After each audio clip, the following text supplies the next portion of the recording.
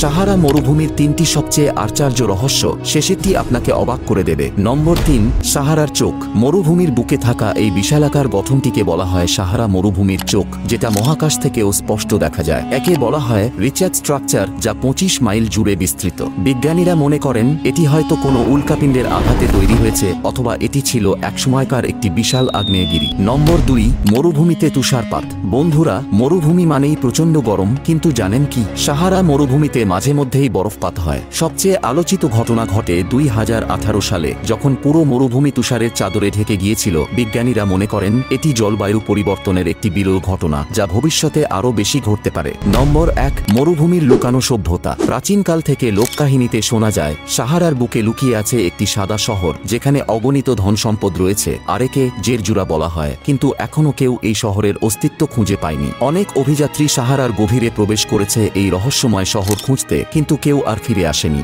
আজও এটি সাহারার সবচেয়ে বড় রহস্য হিসেবে রয়ে গেছে। সাহারা মরুভূমির আরও বিস্ময়কর রহস্য জানতে চ্যানেলটি সাবস্ক্রাইব করুন।